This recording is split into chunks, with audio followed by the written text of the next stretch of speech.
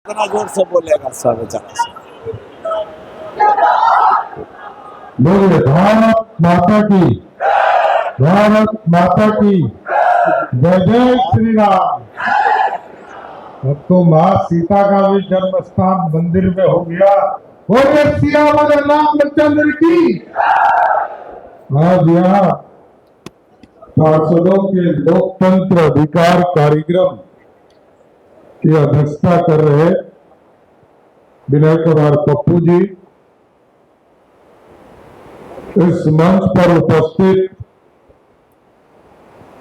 बिहार के लोकप्रिय मंत्री 25 को हमारे यहाँ का बना पथ निर्माण मंत्री आदरणीय नितिन नवीन जी,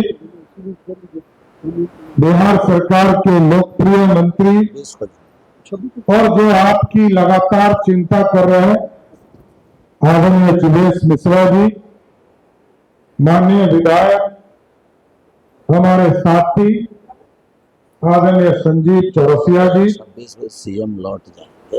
इस मंच पर उपस्थित सुनील कुमार जी, जीत जी, बिट्टू सिंह जी, विनोद कुमार जी, राजीव कुमार जी, मुकेश कुमार जी, सम्मानित मंच और मंच के सामने उपस्थित लोकतंत्र में पार्षद के तौर पर निर्वाचित हुए तमाम भाइयों एवं बहनों, आज साथियों आपके बीच में आने का मौका मिला। कई चीजें, क्योंकि नगर विकास विभाग ये ऐसा विभाग है जिसमें कुछ भी किया जा सकता है, और इसलिए मैं कहता हूं कि कुछ भी किया जा सकता है। खासकर दो विभाग, पता नहीं हमको दोनों में सौभाग्य मिला काम करने, एक नगर विकास, दूसरा पंचायती राज। दोनों में प्रतिनिधि चुनकर आते हैं, लेकिन यदि नगर विकास में अभी मन कर जाए कि डाकबंगला चौराहा के बगल में कोई पार्क है, उसमें एक पहाड़ का स्वरूप बनाना है, तो कल से नगर निगम बनाना शुरू कर देगा। और मन कर गया कि किसी ने सरकारी जमीन पर घर बना लिया तो उसको 24 घंटे में ध्वस्त भी कर सकते हैं। ये नगर निगम के पास है।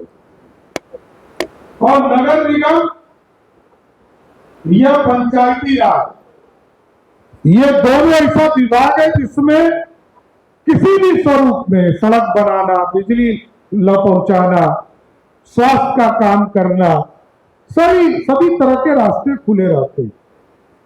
अब नितिन जी के पास अभी पथ निर्माण है, पीडब्ल्यूडी छोड़कर दूसरा रोड नहीं बना सकते, लेकिन आम लोगों से जुड़े हुए चीजों को जोड़ना है तो वो फिर नगर विकास या पंचायती राज ही कर सकता है।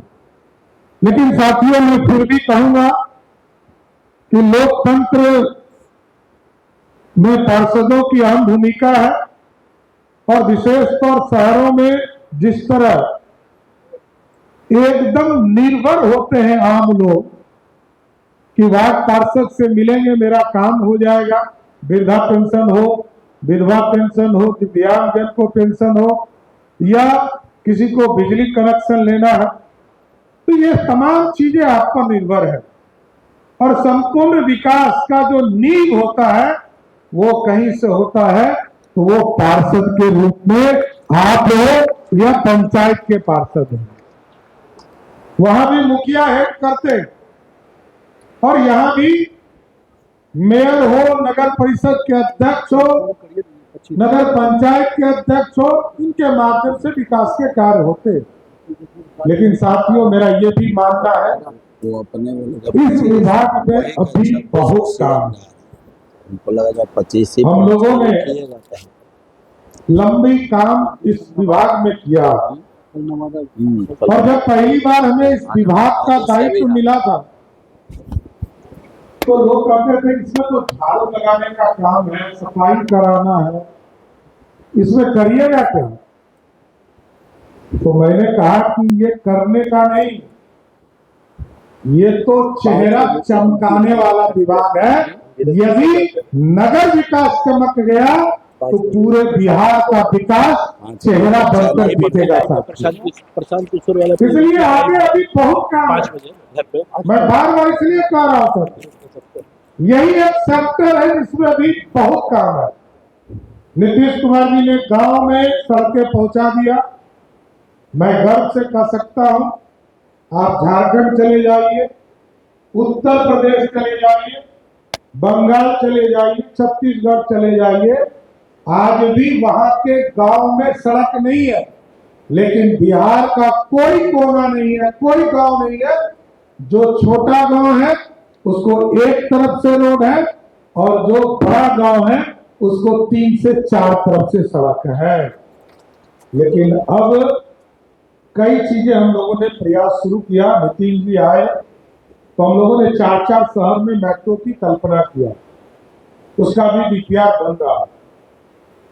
हम लोग जब पहली बार मैं सरकार में आया 2014 में नगर विकास के मंत्री के तौर पर, तो पटना में मेट्रो रेल की कल्पना किया साथियों। और पटना मेट्रो रेल चलाने में उस समय हमारा बजट था 14,462 करोड़ रुपया। और क्योंकि हम पीपीपी मोड पर नहीं गए और सरकार लेवल पर हम लोगों ने चर्चा किया, भारत सरकार और बिहार सरकार के सहयोग से हम लोगों ने काम शुरू किया। आज लगभग 29,000 करोड़ का योजना का पहला फेज का हम उद्घाटन करने जा रहे हैं। लेकिन हम जरूर आश्वस्त करेंगे, पटना को सिर्फ पटना मेट्रो रेल नहीं मिलेगा, उस दिन पटना मेट्रो रेल के साथ साथ वाटर मेट्रो भी पटना को हजारों करोड़ का देने का काम करेगा। तब हम और साथियों, ये स्वाभाविक है, लोकतंत्र नहीं था, ये आपकी चिंता थी, इसमें कहीं दो मत नहीं है। क्योंकि आपको आदत थी लोकतंत्र के माध्यम से लोगों को चुनने का। सरकार ने कुछ पॉलिसीज बनाए थे, जिसके बाद मेयर और मेयर का चुनाव की प्रक्रिया बदल गई। लेकिन जो स्टैंडिंग काउंसिल है, आगे की चीजें हैं, इसके बदलाव के लिए कई साथी हमारे प्रतिनिधि लोग मिले। आदरणीय जिवेश जी ने इसको बढ़ाया और आदरणीय मुख्यमंत्री जी की सहमति हुई और फिर से ये नए कानून के तौर पर विधानसभा से पारित करने का काम किया साथी। और आगे भी पूरी तरह अर्बन के चेहरे को बदलने के लिए लोकतंत्र विमर्श करने का। विनय जी तो बहुत लंबे समय से काम कर रहे हैं अर्बन में, कुछ मेयर से, लेकिन ये पूरा चेहरा बदलने की जरूरत है। मैंने तो कई बेसिक कम्युनिटीज पर काम शुरू किया था साथी। मैंने सभी जगह ऑफिस बनाना शुरू किया, एडमिनिस्ट्रेटिव भवन के तौर पर, सम्राट अशोक भवन सभी जगह हॉल बनाने के लिए कहा। और आप तमाम लोगों से मैं कहना भी चाहता हूं कि अब क्योंकि इसकी बड़ी संख्या हो गया, लगभग 300 नगर निकाय हो गए, जिस भी जगह पर जमीन उपलब्ध है सम्राट अशोक भवन के लिए, आप वहां से जमीन का एनओसी भिजवाइए। सरकार अगले 15 दिनों में सबको स्वीकृत करने का काम करेगा, इसमें कहीं दो मत नहीं। कई चीजें जो आपके बीच से आया, स्वाभाविक हम लोग चिंता करते थे। एडवर्टीजमेंट पॉलिसी के बिना, जो नितिन जी बता रहे थे कि बिना विज्ञापन के आपको पैसा कहां से आएगा। देखिए, ये राज गरीब राज था। हमने वो राज्य देखा है जब 2000 में बिहार बट रहा था साथियों, तो बिहार का 87%, 80% रेवेन्यू इस बिहार से झारखंड चला गया। मात्र 13% रेवेन्यू में बिहार चल रहा। 2005 से नीतीश कुमार जी, सुशील मोदी जी के नेतृत्व में बिहार आया, आज पूरी तरह व्यवस्थित हो गया। जिस झारखंड को बांटने के लिए सीने पे पत्थर रखना पड़ा था, आज हमें गर्व है कि उस झारखंड में, जब मैंने इस बार बजट पेश कर रहा था साथियों, तो झारखंड का बजट 1,40,000 करोड़ का था और बिहार जो 13% रेवेन्यू वाला बिहार था, जो गरीब राज्य था, उस बिहार का बजट 3,17,000 करोड़ का था साथी। और स्वाभाविक है, सब चीजों को डिजिटल किया जा रहा है। मैं ही पहला व्यक्ति हूं जिसने टैक्स पहला, आपका जो होल्डिंग टैक्स होता है, जो आप टैक्स लेते हैं नगर पालिका टैक्स, वो पहला मैंने डिजिटल कराया और उसमें रिबेट भी दिया। इस बार भी हम लोगों ने कहा रिबेट करो, और इस बार भी रिबेट का पूरी प्रावधान करने का प्रयास किया जाए। और इस व्यवस्था, क्योंकि अच्छा शहर में भी कुछ इलाके गरीब है, और इसलिए मैं कहता हूँ कि गरीब है कि पटना में पहले हम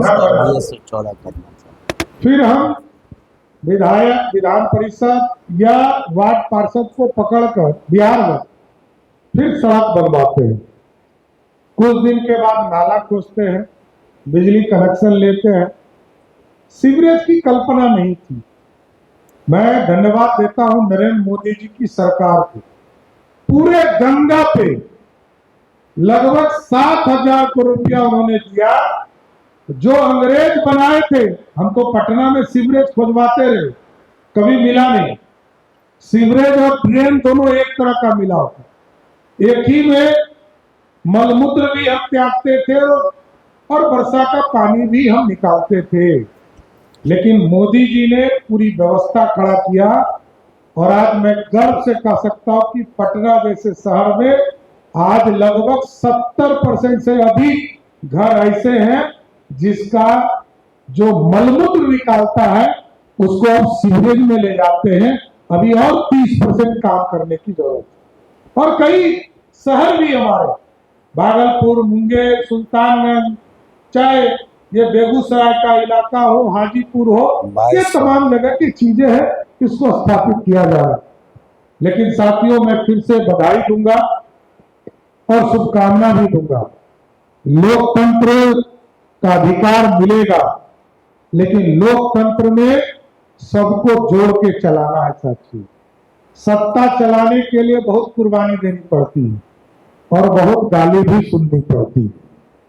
इसलिए साथियों, मैं जरूर आग्रह करूंगा कि अधिकार आपको सरकार ने दिया है, लोकतंत्र स्थापित करेंगे और अपने नगर पालिका के विकास की चिंता करेंगे। कई चीजें नई जो योजना आपके यहां लागू होने वाली है, चाहे वो विज्ञापन के तौर पर विज्ञापन का जो एक पॉलिसी था उसको स्थापित किया जा रहा है, टैक्स का रिलैक्सेशन किया गया, और आपके अधिकार को आपको फिर से रिस्टोर करने का काम किया गया। और जो आपने एक डिमांड किया कि सभी पार्षदों के तनख्वाह को बढ़ाया जाए, उसको भी मैं मुख्यमंत्री जी से बात कर उसको तुरंत लागू करवाने का प्रयास करूंगा।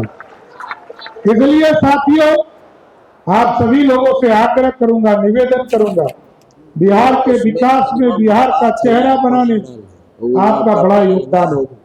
9 प्रमंडलों में हम लोगों ने घोषणा किया है नए शहर बनाना, लेकिन सिर्फ 9 प्रमंडल नहीं बनेंगे। आगे यदि आपने मौका दिया एनडीए को, तो मैं आपको स्पष्ट करता हूं, सभी जिले हेडक्वार्टर पर हम एक नया शहर बनाएंगे और वो सुंदर और विकसित शहर बनाने का काम किया जाएगा। इसलिए साथियों, मैं फिर से आप तमाम लोगों को बधाई देता हूं, शुभकामना देता हूं। लगातार गरीबों की चिंता करते रहिए, गरीबों को लोकतंत्र के माध्यम से अधिकार दिलाते रहिए और अपने अपने क्षेत्र का विकास करते रहिए, और लगातार अपने मंत्री जी के माध्यम से जो समस्या है उसको जरूर बताने का काम कीजिए। मैं सबको शुभकामना देते हुए अपनी बातों को विराम देता हूँ। बहुत बहुत धन्यवाद।